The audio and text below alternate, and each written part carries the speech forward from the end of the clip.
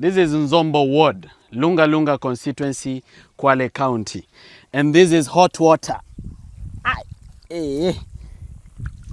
Haya ni maji ya moto, hot spring, right here in Kwale County. Big tourist attraction, a lot of capacity for geothermal power. And here there is a project that was started in 2021 for Maimoto Echo Resort by the Kwale County government. Initially, the contract was supposed to be for 22 million shillings, but now the contract was varied to 27 million shillings. The contractor has already been paid all the money, and this is now Maimoto Echo Resort. So those are hot springs. That is hot water coming right from the center of the earth. Maji moto ambayo yanatoka katikati ya ardhi. This is the Echo Resort, which was budgeted for 22 million Kenya shillings initially. Then the contract was varied to 27 million shillings. And we've just come to see it in Dzombo Ward, Lunga Lunga constituency, Kwale County. Just next to me here, I'm going to show you something else. There is a hill called Murima Hill. What was Murima? There is a hill called Murima Hill that has deposits of a mineral called niobium. That mineral is worth, the deposits that are there are worth over 8.8 trillion. It can actually fund Kenya's budget for 3 years without taxes, without loans, without nothing. Just here. Hapa tu karibu hapa. Walking distance. But basically this is the resort. Hoteli yenyewe ndio hii. Wageni ni sisi. Usingoje wageni wengine. Wageni ni sisi. Imagine this is a resort that would have provided jobs for the people of Kwale, for, you know, revenue for the county. I think this was supposed to be a reception. Yeah, this is a reception. Karibuni wageni wetu Kwale County. County ya utalii. Ndio hii sasa Echo Resort. Contractor, uko na pesa yetu ama hoteli yetu? Si ndio ama namna gani? Wizi wizi bila kazi. I'm in Kwale. This is Kwale town, Kwale County. And this road is called the Kwale-Kuranze Road. This road was launched in 2017. Date niko nayo hapa kwa karatasi. Wacha niwaambie. It was launched on the 13th March 2017 by President Uhuru Kenyatta together with his deputy. Walikuwa hapa sako kwa bako. Together with his deputy, President William Ruto, now the president. It was worth 3 billion shillings. Want to go and see the road. Kwa sababu kutoka 2017, hata kama ilikuwa inajengwa na mikono bila tingatinga, this road should be complete. But here it is. Kwale-Kuranze Road. So you can see the situation of the road. Grading, it was graded for a section because of the G7 women that were coming here. But even ndivyo ilivyo. So we are talking about wastage of public funds, abandonment of government projects, and misplaced priorities. I'm in Taveta constituency. And during the time of the MP, Dr. Naomi Shaban, this is what happened. They constructed Nakuruto Chief's office block. Hii ni Nakuruto. Na kitu yote iko na Ruto inakuwa na shida. For the financial year of 2020, 2021 and financial year 2021, 2022. Let us see whether there is a chief. We want to report a matter. So wa Kenya, hii chief's camp mimi nauza kwa bei rahisi. Ili tusaidie watu wataita Taveta ama namna gani? Si biashara ni biashara. It's a joke, by the way. So now this is Nakuruto Chief's office. It was opened on 9th May 2022. So that's exactly 2.5 years later, and it's not functional.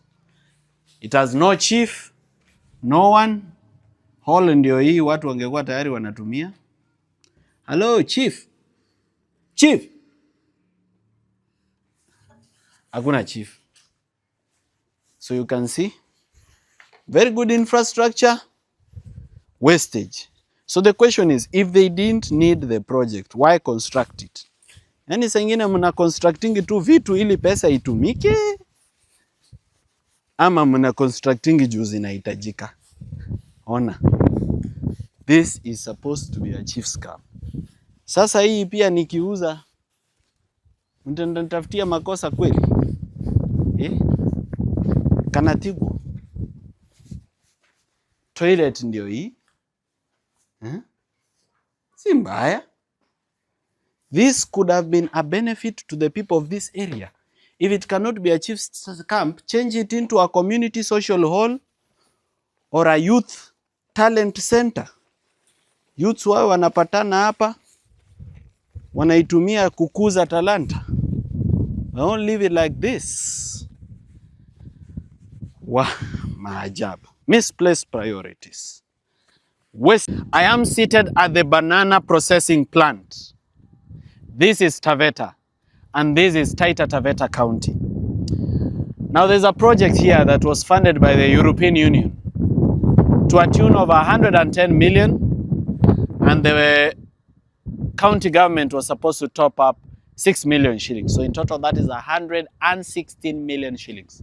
Now, before I show you this processing factory, which has stalled since 2019, I'd like to let you know that Taveta is the second largest producer of bananas in Kenya. All right. Secondly, there are more than 6,000 farmers for bananas in this belt. I'm near the Tanzanian border, very few kilometers from the Tanzanian border. So there are very many farmers of bananas here, more than 6,000 of them. Now, if this project was complete, it was supposed to grow the banana economy by 7 billion shillings and was supposed to create up to 38,000 jobs. Now, this is the project is stalled. When I was going through the records, I found again another project by the county government which was done for 39 million shillings. All right, so I don't know which one is this. I've been looking for it. Seems it's a ghost one. For 39.7 million, where 15 million was spent. But by the standards that I'm looking at this could not be that one. So there could be a duplication of projects. But this one, the year 116, and you can see. Now the locals here requested the county government to give them this space to use so that some of the building materials are not stolen because it had already stalled. So unaona floor ishaharibika. This is a food grade floor, all right? Whenever you have a processing plant for food, kuna konga food grade floor. This is the food grade floor. You can see imeisha. It's gone. Gone, gone, gone. Banana processing plant. Taveta. Look at this. Mabati ishaibiwa. There used to be mabati na chuma hapa. Roof, I think this is a dispatch zone. Hii mabati ishaibiwa, hii hakuna. Right? People from the European Union, I hope you're watching this. You're taking notes. Right? Yeah. So I don't know why there are two projects in the budget. One for the county government for 39.7 million budget where the contract was paid 15 million and another one for 116 million. But that is something I'll wait to find. There is another one here. I don't know what this is now. Could be another one, groundwater tank, could be a drying area. Right.